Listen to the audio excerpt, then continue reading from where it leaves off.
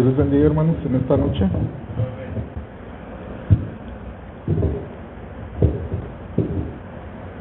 Tengo que usar esta cosa porque se oye el micrófono en el video. Vamos a abrir nuestras Biblias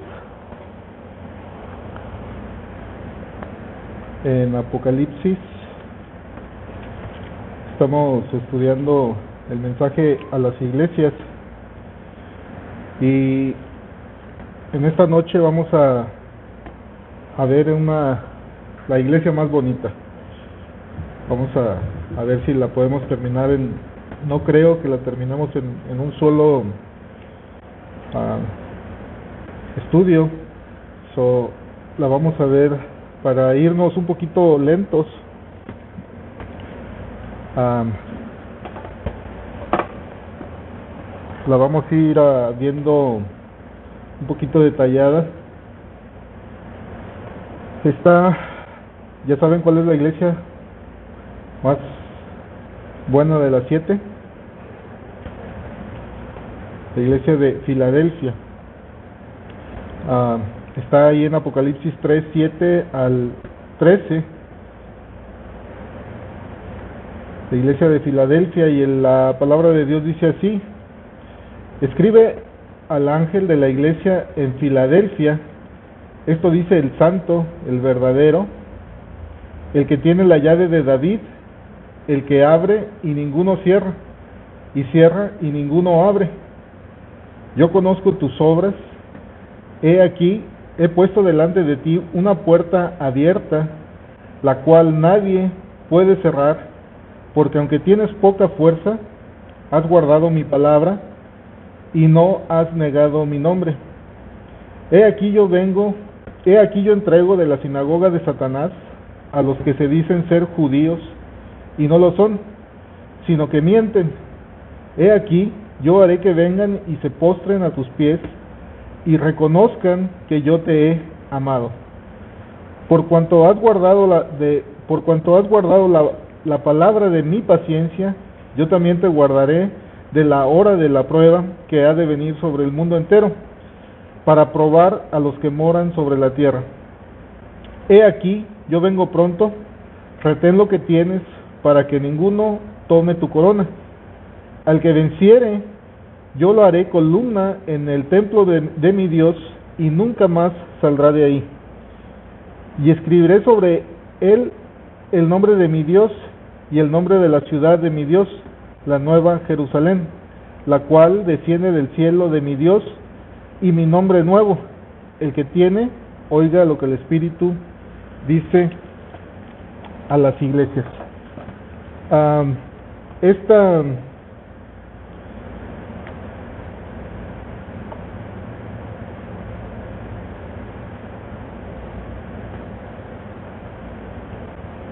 Esta iglesia,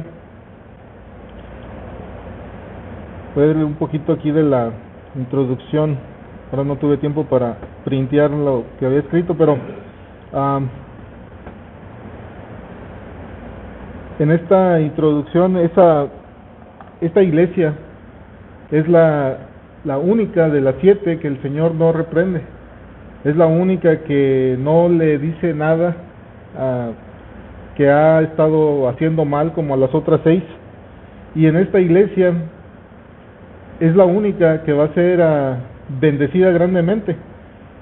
Vamos a entrar un poquito a desmeduzar todo lo que es el principio. Voy a leer como está aquí. Dice: cada una de las iglesias que el Señor se dirigió en estas cartas era de diferentes obras, cada una. Por un lado, su fidelidad no era la misma en todos los casos, pero tampoco eran las circunstancias las que tenían que dar testimonio. La semana pasada ya hemos visto 2, no las estamos viendo en orden, y cada iglesia tenía algo en común. ¿Se recuerdan la de Pérgamo? Era una iglesia donde allí moraba o estaba, ¿qué era lo que estaba en esa iglesia? El trono de Satanás. Y era muy difícil ser cristiano en esa región. Ahora, en esta iglesia de Filadelfia también tiene sus, cada una tiene sus diferentes cualidades.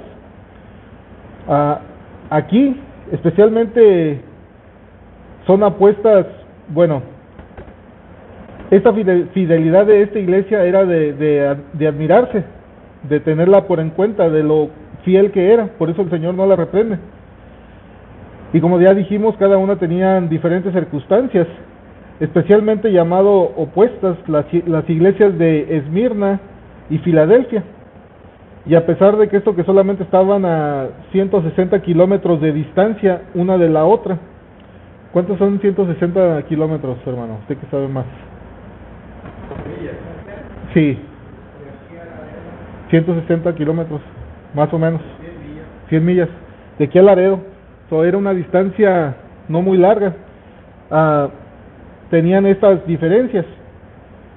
Vamos a ver aquí algunos contrastes.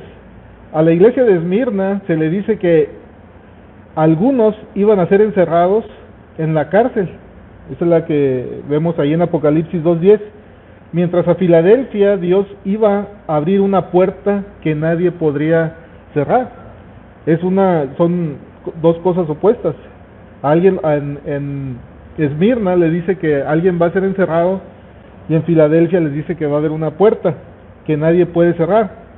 A Esmirna se le dice que iba a pasar por una tribulación de 10 días, ahí en Apocalipsis 2:10, mientras que a Filadelfia el Señor le iba a librar de la hora de prueba. Esto más adelante no va a ser en esta ocasión, pero vamos a hablar más a detalle de esta hora de prueba que viene sobre el mundo entero. Aquí dice que a esta iglesia la va a librar del mundo de una hora, un tiempo corto, una hora de prueba que viene sobre el mundo entero. Esto aún no ha ocurrido porque esta hora de prueba es para el mundo entero. A lo mejor lo que pasó aquí, que vamos a ver ahorita más adelante, que pasó en esta iglesia, tal vez muchos historiadores o algunos teólogos dicen que esto ya pasó, pero esta hora de prueba al mundo entero no ha pasado como lo dice aquí, así que es algo que va a acontecer en algún tiempo. A Esmirna se le dice que iba a pasar por esta tribulación de 10 días, ya lo dijimos, y el Señor les iba a librar a Filadelfia de la hora de prueba que, como les dije, ya vamos a ver más en otra ocasión. En Esmirna la iglesia tenía que sufrir la oposición que les venía aparte de algunos que profesaban ser judíos, pero en realidad eran sinagoga de Satanás, ahí en Apocalipsis 2:9.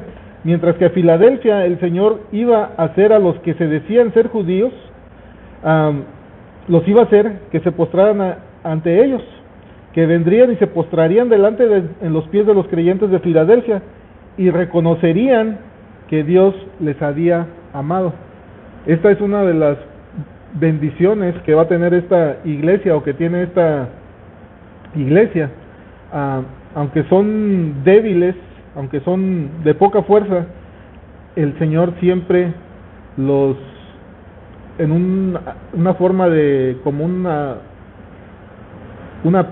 premio,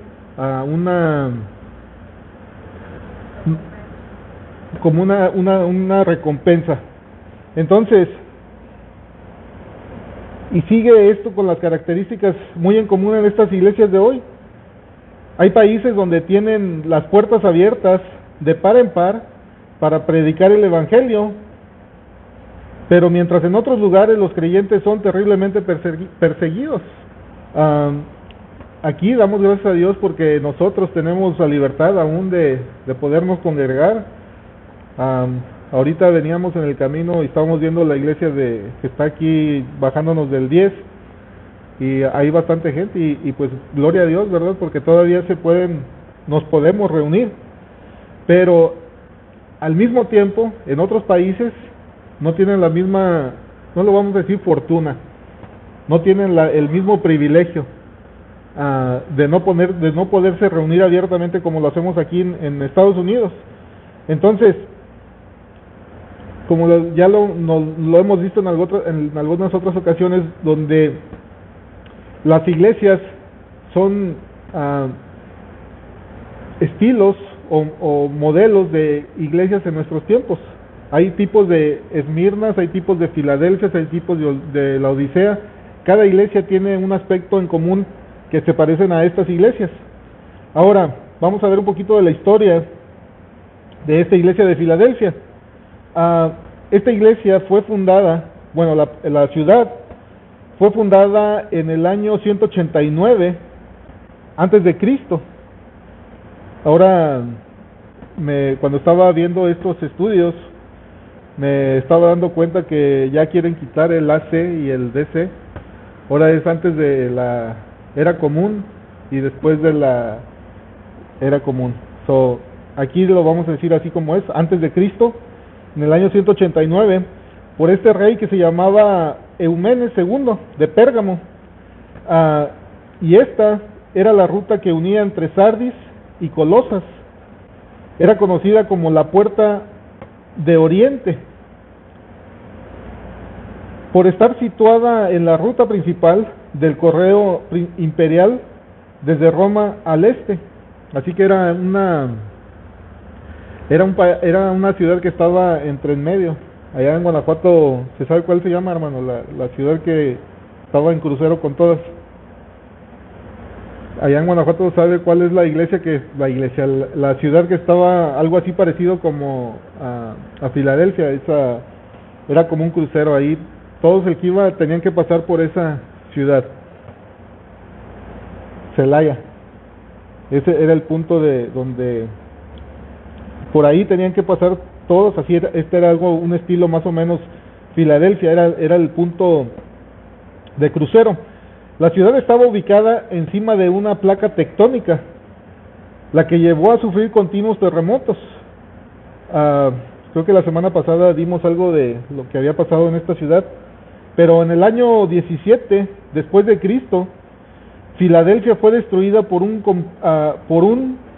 fue destruida por completo a causa de uno de ellos, de un terremoto muy grande, siendo reconstruida por Tiberio.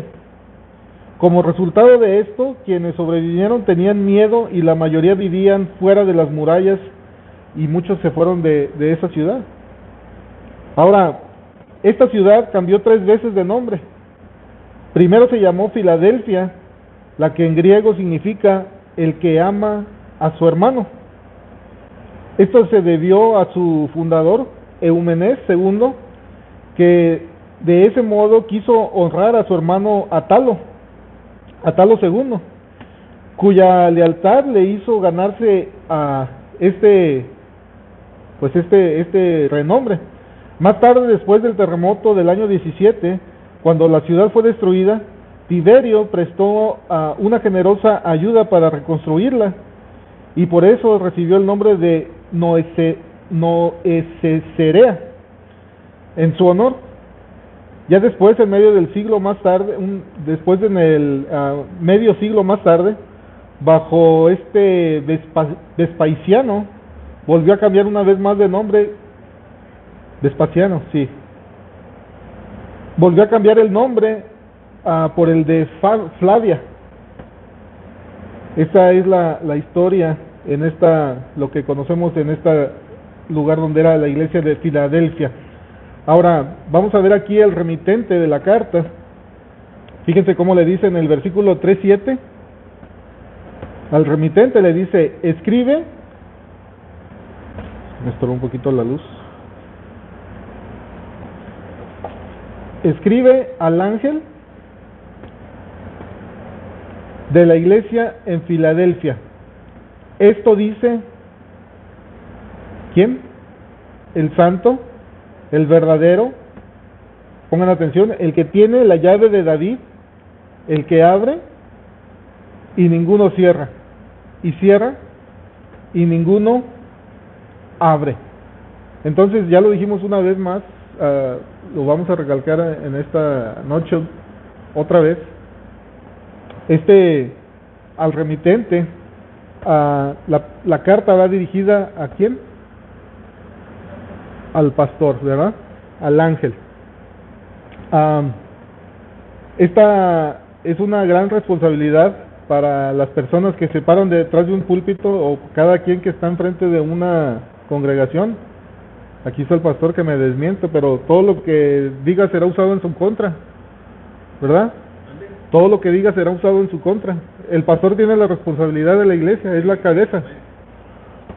Entonces, aquí se declara a Jesús como el santo, el verdadero, el que tiene la llave de David, el que abre y ninguno cierra, y cierra y ninguno abre. Fíjense bien, aunque aunque todas las otras cartas del Señor se vale de símbolos para describirse a sí mismo y proceden de la visión que tuvo Juan aquí en el capítulo 1, sin embargo, en esta carta usa los títulos diferentes que encontramos aquí.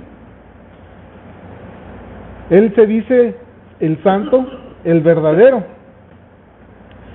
Ya lo hemos visto aquí mismo en Apocalipsis 6:10, cómo se comienza él diciendo, se da este título de el santo.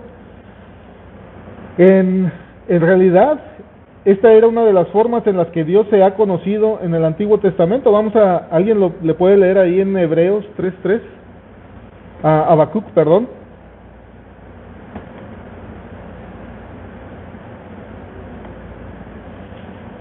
Habacuc.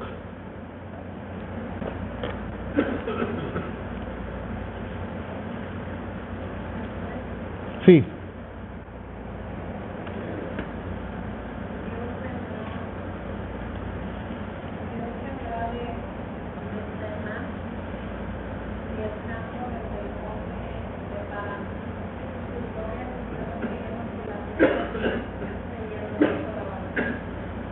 Amén. Si es Habacuc 3:3.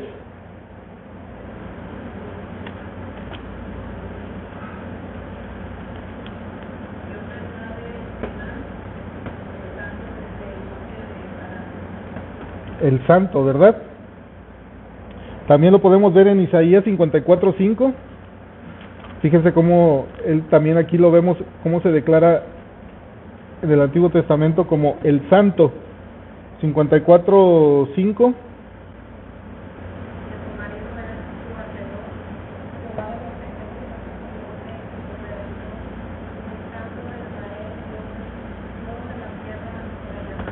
El santo, porque tu marido es tu hacedor, Jehová de los ejércitos es su nombre, y tu redentor, ¿quién?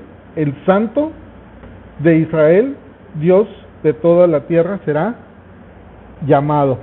Entonces aquí se presenta ante esta iglesia como el santo, el que es el Dios de toda la tierra. También el segundo título que se da aquí es el verdadero. Y aquí sirve para indicar que Cristo es el digno de completa confianza. Es el real, Él es real y genuino en todo lo que dice. No hay mentira en Él. Como el verdadero, por eso dice, soy el verdadero. Algo que quería renombrar aquí en esto,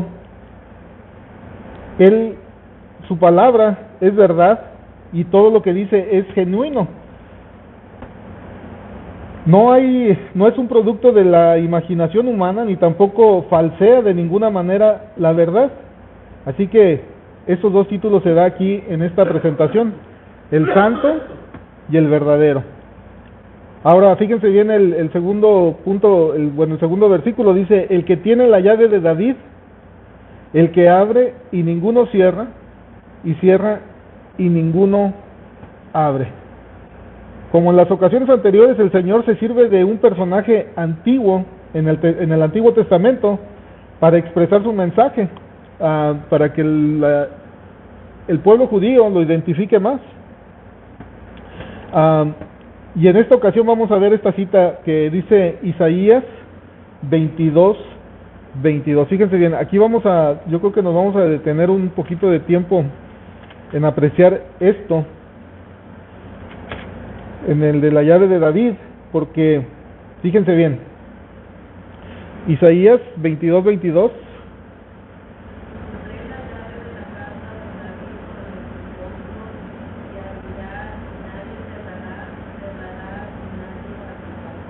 Amén. Aquí él se identifica como el que tiene la llave de David. Dice, y pondré la llave de la casa de David sobre su hombro, y abrirá, y nadie cerrará, y cerrará, y nadie abrirá.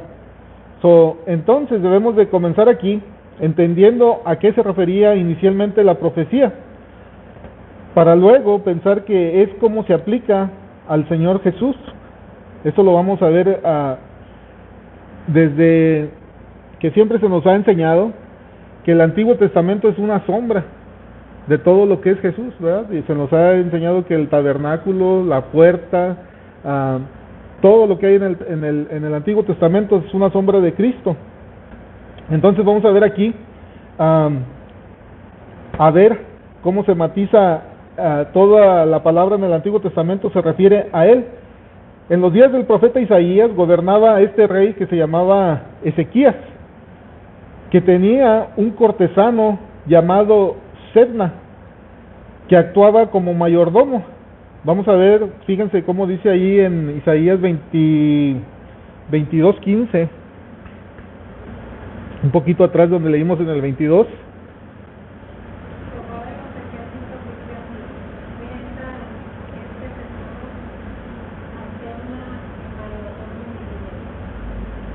Amén. Fíjense bien. Jehová de los ejércitos dice así: ve, entra a este tesorero, a Sebna, el mayordomo, y dile. Aquí vemos a este personaje, Sebna, a una especie de jefe de personal que se encargaba de controlar la entrada del palacio real. Esta posición que se comportaba como la autoridad más elevada en el reino. Él es el que tenía ahí en la puerta, el que tenía la llave. Este hombre había actuado de forma impropia de su cargo. No dice que era mexicano, pero casi actuaba como corrupto mexicano político, ¿verdad? Entonces abusó de su cargo, buscando su propio beneficio personal. Como consecuencia, el profeta le anuncia que sería transportado por Dios en duro cautiverio. Vamos a leer más adelantito ahí el versículo 17, ahí mismo en el capítulo 22.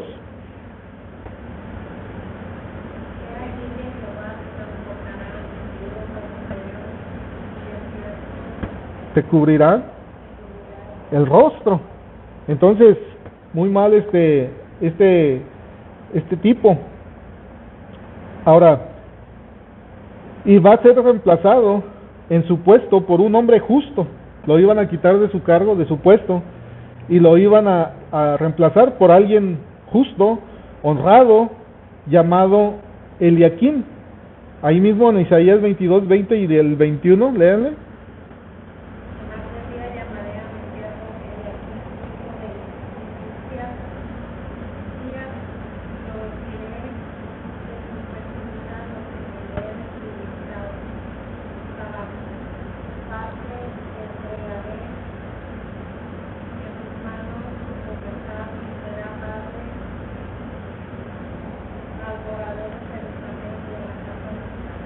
De Judá, amén. Fíjense bien. Entonces, en aquel día llamaré a mi siervo Eliaquim, hijo de Hilcías, y lo vestiré de tus vestiduras, y lo ceñiré de tu talabarte, y entregaré en sus manos tu potestad, y será padre a él sus manos, y será padre al su morador de Jerusalén y a la casa de Judá. Entonces, quitan a este mal mayordomo, ponen a, ¿cómo se llamaba? Eliaquim. Toma este puesto y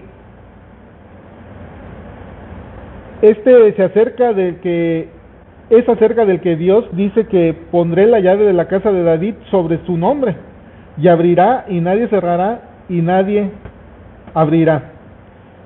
Cuando leemos este pasaje de Isaías nos damos cuenta de que el pecado de Sebna había sido por autosuficiencia su autosuficiencia y pues su orgullo de darse importancia que se daba a sí mismo.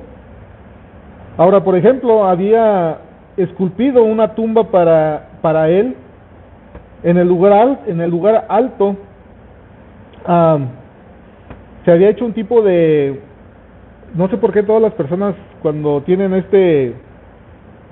será un síndrome de alteza o de grandeza. Cuando Saddam Hussein también era una persona renombrada o alguien grande, se mandó a hacer estatuas, ¿verdad? Y en Corea, ¿cuál es el Corea que está? Es Corea del Norte, ¿verdad? El que está Kim Jong-un o Kim Jong-un. Bueno, los malos, el de Corea del Norte. Su papá también se mandó a hacer estatuas.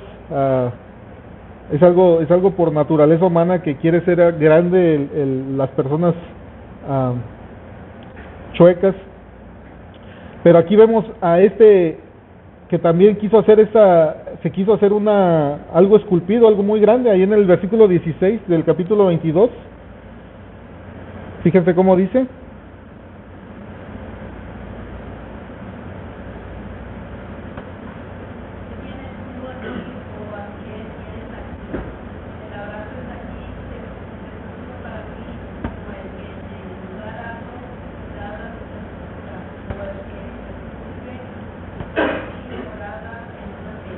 Se hace un tipo como de reconocimiento, ¿verdad? En su propia tumba. Dice, ¿qué tienes tú aquí? ¿O quién tienes aquí? ¿Qué labraste aquí, sepulcro para ti? Como el que en lugar alto labra su sepultura, o el que esculpe para sí morada en una peña. Algún tipo de como de reconocimiento, ¿verdad? Algo nombrado. Tiende a atender toda la persona que, no sé, busca el reconocimiento. Bueno, esto es algo malo que no debemos de practicar. Querer ser reconocidos, ¿verdad? Es algo que no da gloria a Dios. Este personaje pues era chueco, era corrupto y tenía esto en sí, tenía rasgo de altivez. También se había hecho carros para su gloria. Ahí en el versículo 18, fíjense.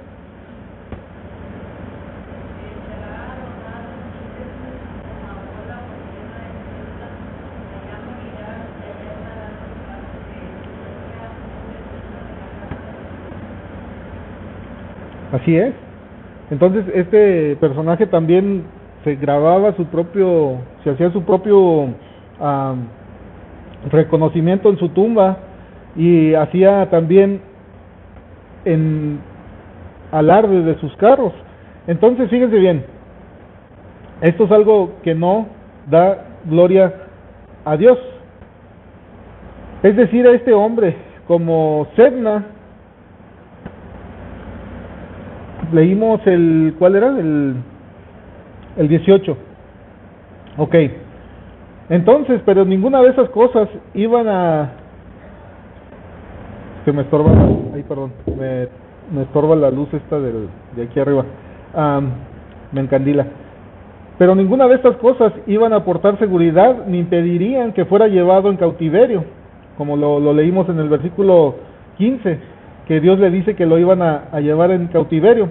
Este juicio de Dios vino sobre él por su comportamiento que era inapropiado de un miembro tan importante de la casa real de David. Por eso es llamado vergüenza de la casa de tu Señor. Ahora, su pecado consistió fundamentalmente aquí en aprovecharse de los beneficios de su cargo que tenía para promover su propia persona. Si era mexicano, se me hace que si era mexicano. Político mexicano, no se crea. Tienden a hacer todo esto ya creo que todos los políticos son igual así de corruptos. Entonces, la mayoría, sí. Entonces, intentando dejar su huella perdurable de sí mismo en la historia. Por lo tanto, era un hombre al que le gustaba hacer ostentación de sí mismo y que se sentía confiado frente al futuro. Pero Dios cambió todos sus planes y lo destituyó de su puesto, colocando en su lugar aquí a Eliaquim, que vamos a ver que es su parentesco a Cristo Jesús.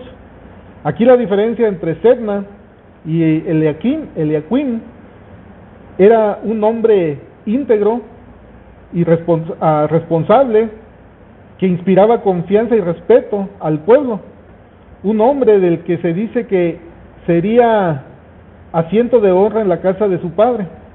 Vamos a leer ahí en el versículo 21, fíjense cómo dice.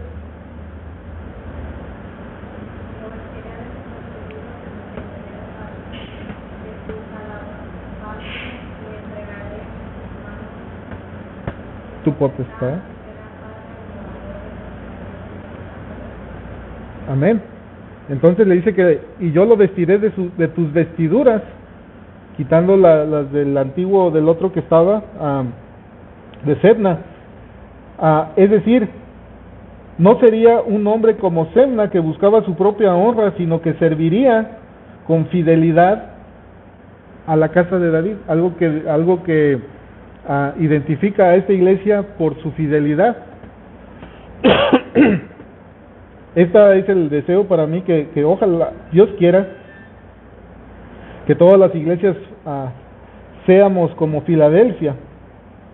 Ahora, sin duda fue un honor muy grande para que él fuera ascendido de este modo, pero ahora vemos que aún recibió un honor más grande, porque ahí en Apocalipsis el mismo Señor Jesucristo usó estas palabras de Isaías acerca de Eliaquim para aplicarse a sí mismo.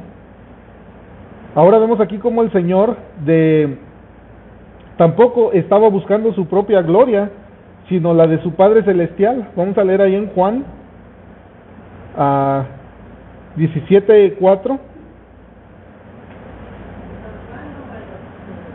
San Juan, el Evangelio de Juan 17:4. Aquí esto nos enseña que por eso Cristo es digno de toda autoridad y confianza.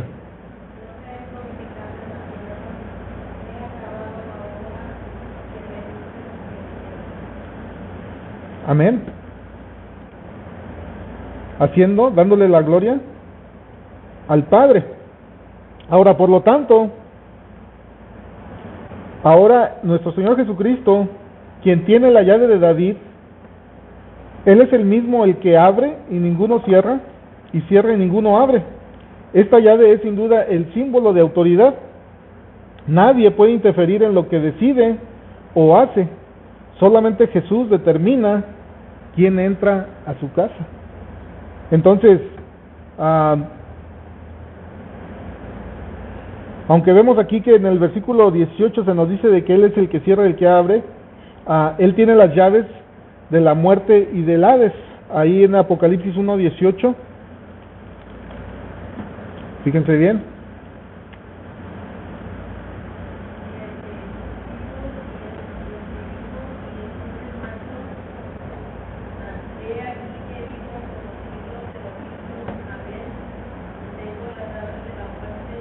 Y del Hades.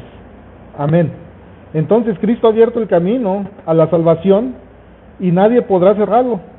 Pero también Él es el que, cuando las personas rechazan su palabra, Él cierra la puerta de la salvación y nadie puede abrirla. Ahora, aquí podemos ver como ejemplo cuando Él cerró y nadie abrió. ¿Se recuerdan? En el arca de Noé. Ahí Dios la cerró la puerta y nadie más pudo entrar ni salir. Ahí eso ya sabemos en Génesis 7:16. Ahora, en cualquier caso que estemos aquí, podemos ver que el Señor usa aquí la llave para cerrar la puerta de la persecución contra ellos y les abre nuevas oportunidades.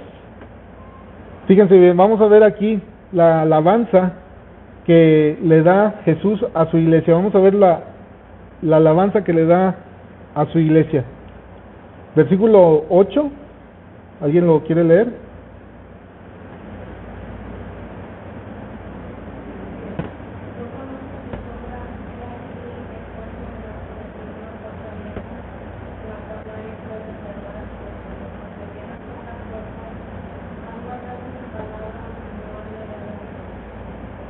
Amén. Entonces, aquí el Señor nos dice, yo conozco tus obras. Dice, he aquí he puesto delante de ti, ¿cuántas? Una puerta, la cual nadie puede cerrar. Y aquí vemos algo que lo caracteriza a esta iglesia que tiene, porque aunque tienes poca fuerza, es una iglesia débil. Ahorita vamos a ver más a detalle, no se refiere a una iglesia que tiene fuerza física, no se está refiriendo, sí se refiere a eso, pero no en esa manera de que es débil de fuerza, sino le dice, aunque tienes poca fuerza, que por ejemplo se está refiriendo a que no tenía como voz en los cargos altos. Ahorita lo vamos a ver más a detalle. Porque aunque tienes poca fuerza, has guardado mi palabra y no has negado mi nombre. Fíjense bien, entonces ahorita aquí nos vamos a ver en la puerta. He aquí puesto delante de ti una puerta abierta, la cual nadie puede cerrar. Ahora, ¿a qué tipo de puerta creen que se refiere?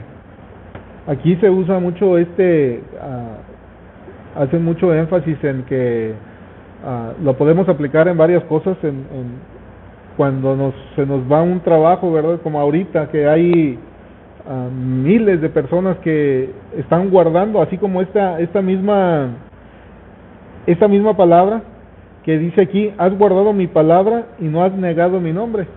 Ahorita miles de policías, de doctores, de enfermeros que están siendo fieles a la palabra de Dios, porque su causa de religión no están queriendo ser como las demás personas, se están manteniendo firmes, ¿verdad? Aunque no les importa lo que les cueste, las consecuencias que tengan. Muchos ya perdieron sus títulos de doctores, de enfermeros, de bomberos, de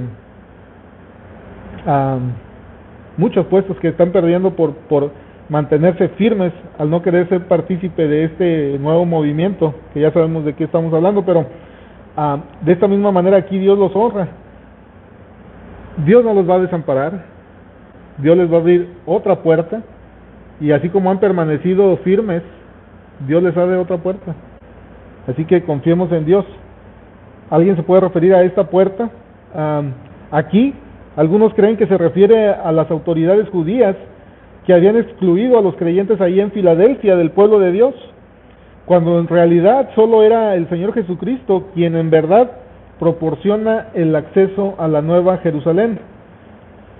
Ahora, aquí podemos ver esta puerta como cuando Dios abría puertas para la iglesia, para la predicación de la palabra de Dios. Fíjense bien, vamos a leer ahí en Hechos 14:27, cómo Dios iba abriendo en el transcurso cuando comenzó la iglesia, el Señor iba abriendo puertas. 14:27, Hechos.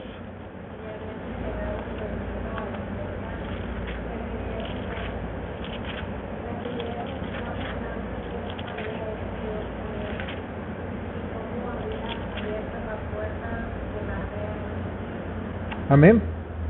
Fíjense, el Señor siempre ha estado abriendo puertas en los tiempos más angustiosos.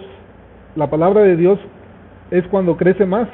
Habiendo llegado y reunido a la iglesia, refirieron cuán grandes cosas había hecho Dios con ellos y cómo les había abierto la puerta de la fe a los gentiles.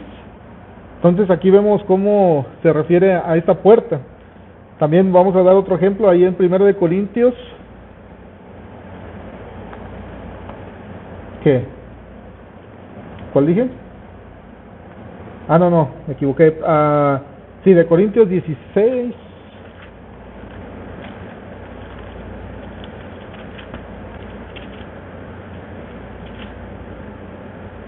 ¿Se me pasó o no se me pasó? Creo que es el 9. Sí, el 9.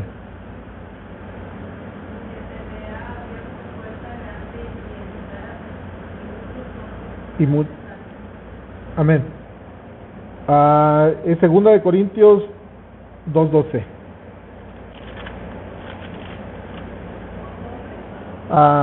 Sí, segunda de Corintios 2:12.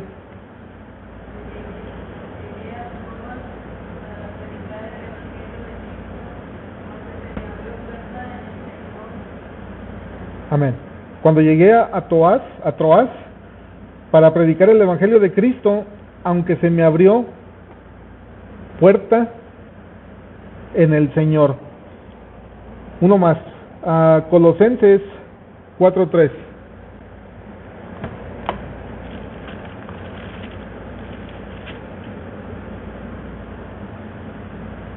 Orando. Sí, estoy orando.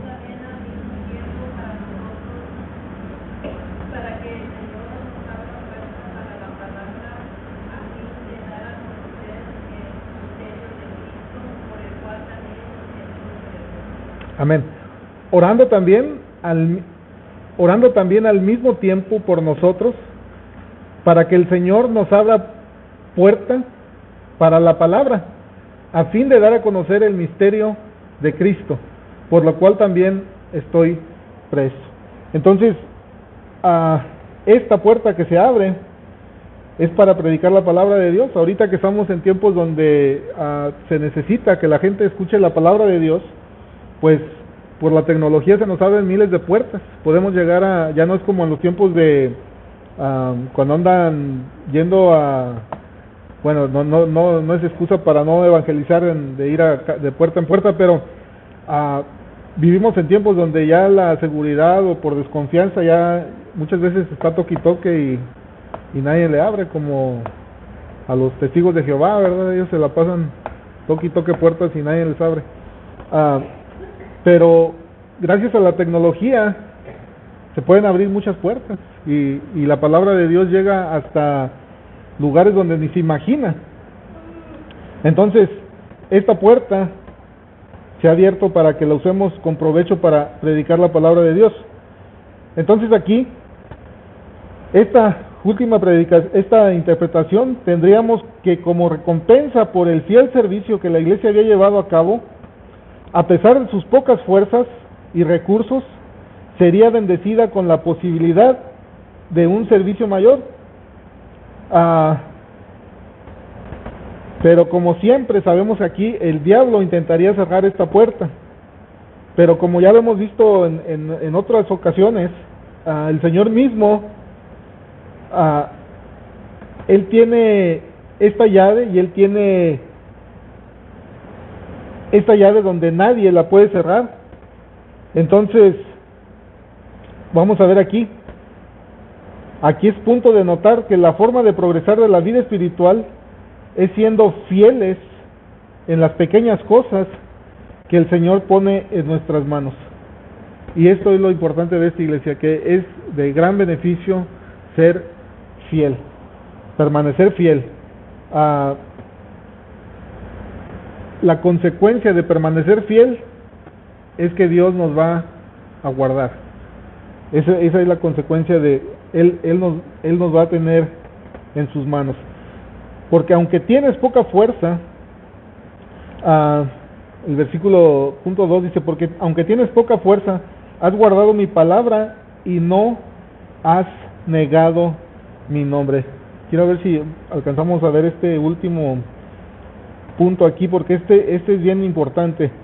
Ahora, aquí parecería que la iglesia de Filadelfia era pequeña y tal vez sus miembros pertenecían mayormente a las clases más pobres.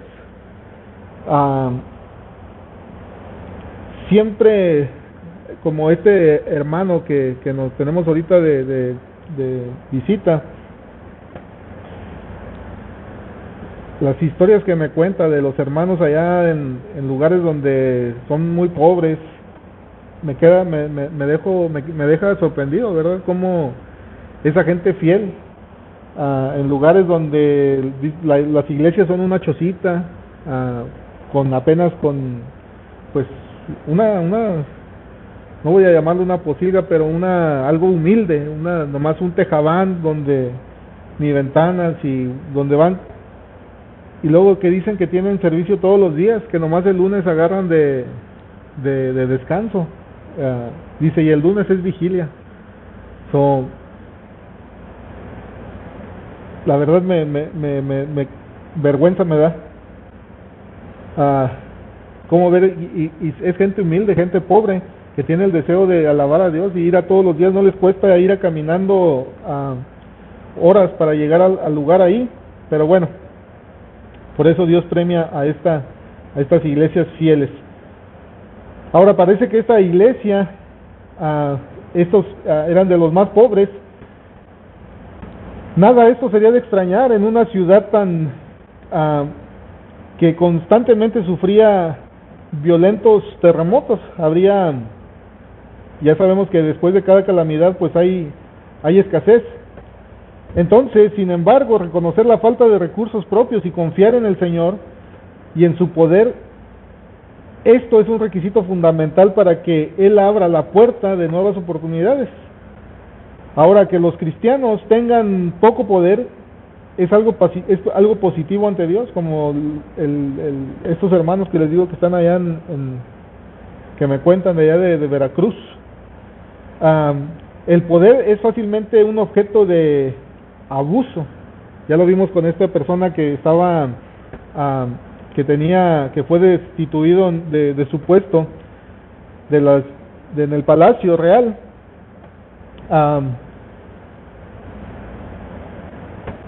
El tener pues sí, pareciera algo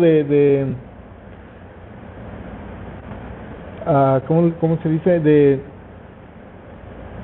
Sí, el tener grandes poder es muchas veces eso objeto de abuso. Sin embargo, la debilidad nos lleva muy a menudo a la dependencia del poder de Dios.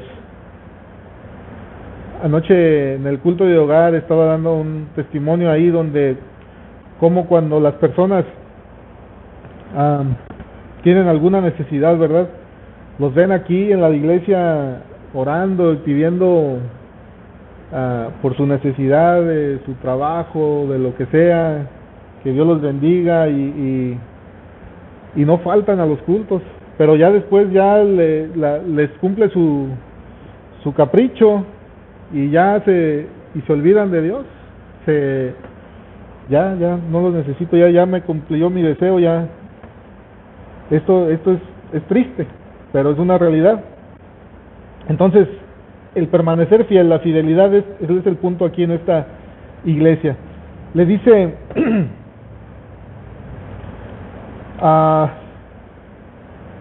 ¿dónde me quedé?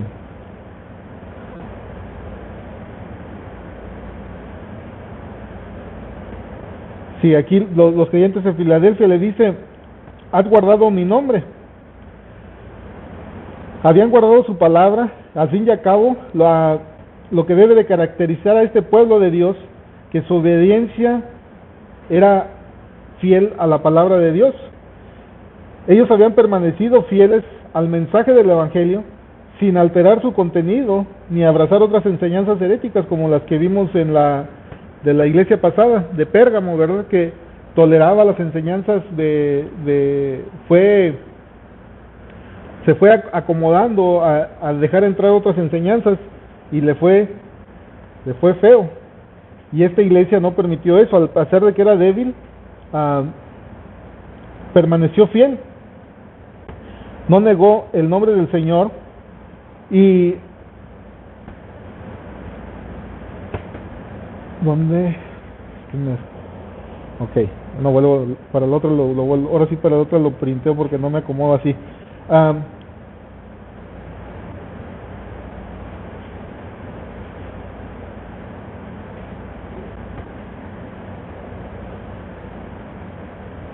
Ok, parece que aquí en algún momento los creyentes allí habían sido tentados a negar el nombre de Cristo, ya que no habían caído en ella. En relación con esto, era interesante recordar que la ciudad de Filadelfia había cambiado 3 veces su nombre, como lo dijimos al principio de la historia de esta ciudad.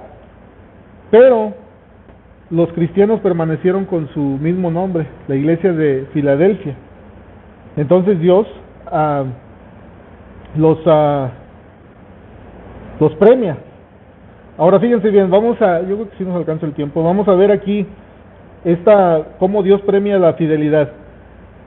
En los mismos tiempos que estábamos viendo ahorita, en los tiempos del rey Ezequías, vino este rey de Asiria, Sanaquerib de Asiria, rey de Asiria, con todas las ciudades fortalecidas de Judá, y las conquistó ahí en Isaías 36:1.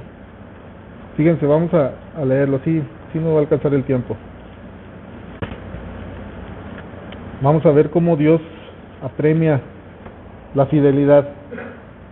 Isaías 36:1. Aconteció en el año 14 del rey Ezequías que Sanaquerib, rey de Asiria, subió en contra de todas las ciudades fortificadas de Judá y las tomó.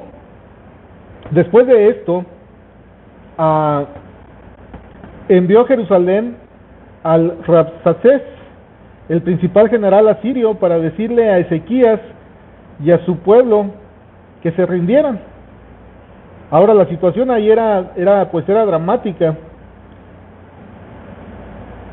En Jerusalén era una ciudad muy pequeña, una comparación con las fuerzas asirias, era no algo débil, no ni cómo compararla contra ella, era muy débil, y rápidamente fue completamente rodeada.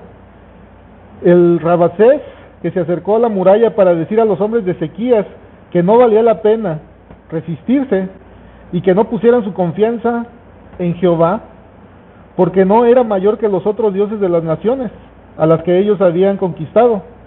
Entonces ahí se preguntaban qué hacer.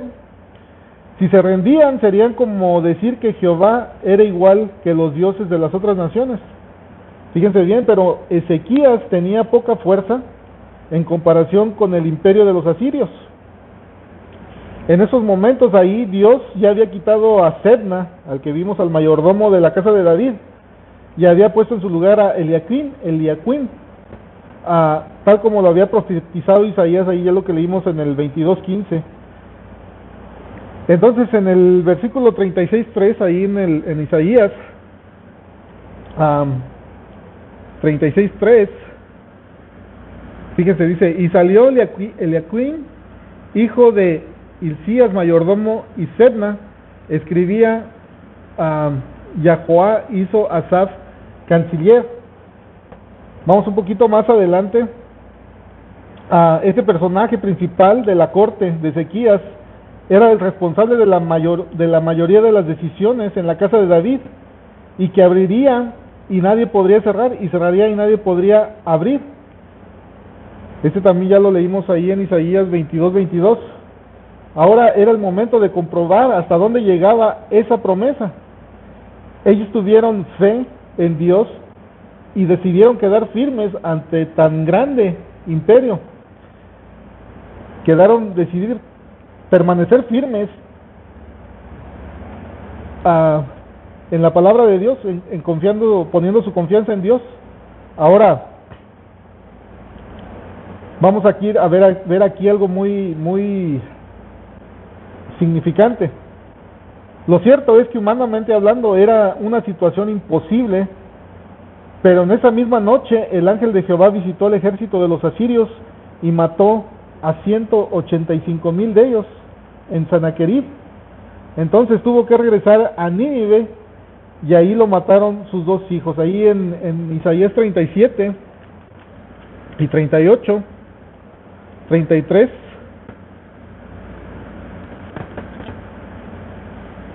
ya cuando se veían rodeados,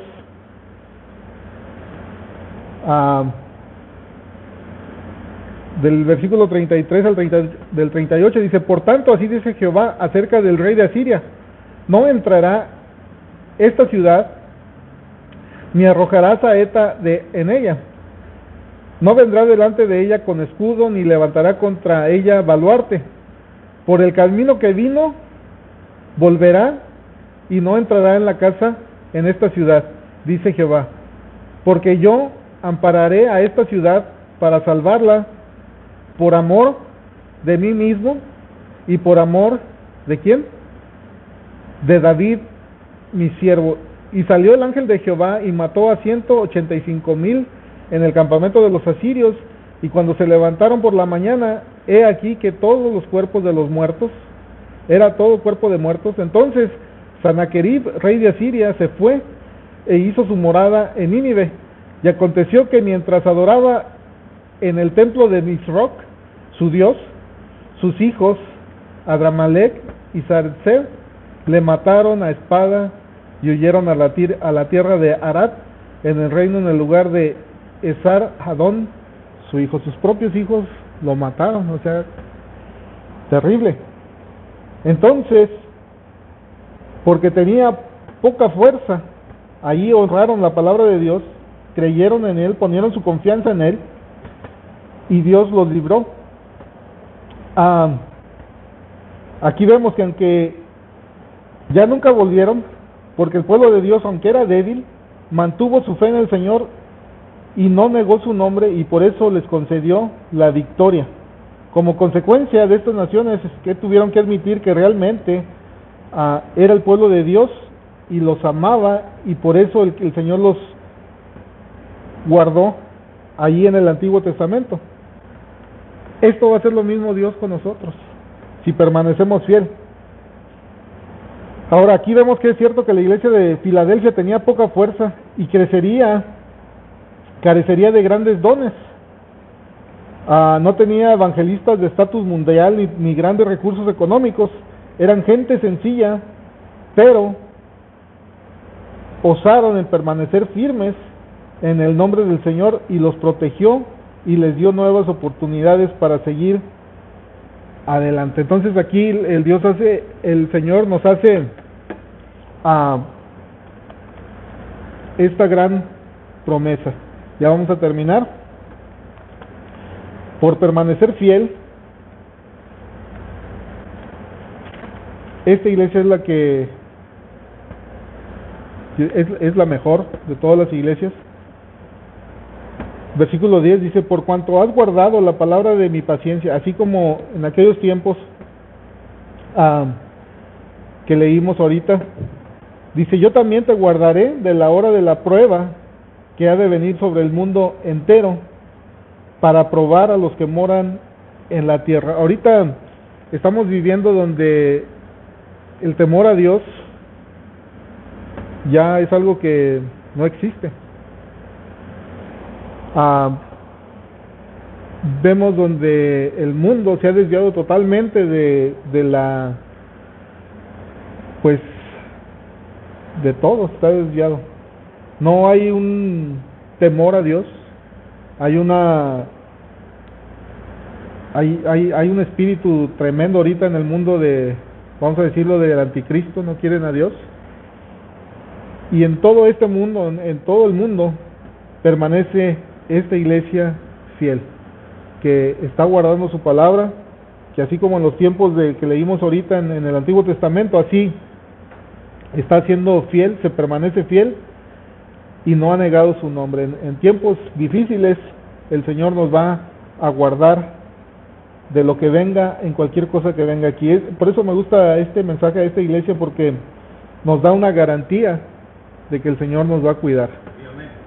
Esta es una garantía que el Señor va a guardar a los que ponen su fidelidad en Él. Y ojalá que Dios quiera que muchas personas que oigan este mensaje o que lean sus Biblias, que lo aprecien, porque esta promesa es para los que permanecen fiel. Hay otras iglesias que lamentablemente serán vomitadas, la Odisea será vomitada por acoplarse al mundo. Pero Dios quiera que Dios toque nuestro corazón y que nos permanezcamos fiel como esta iglesia. Ya después terminamos lo demás que falta, la próxima semana. Pero démosle gracias a Dios por su palabra y porque nos garantiza esta bendición que Él nos va a guardar en lo más terrible que venga. Vamos a ser despedidos. López, hermano, nos despide.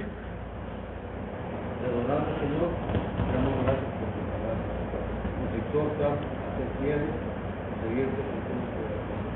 Gracias, Señor, porque hemos podido recibir un mensaje que edifique nuestra vida, que nos ayude a seguir adelante en los pasos de fe, y ahora que vamos a ser despedidos, te rogamos que vayas con nosotros a cada uno de nuestros lugares. Te lo pedimos en el nombre de Jesús, y aquí damos el honor, la honra, la gloria, siempre. Amén. Amén.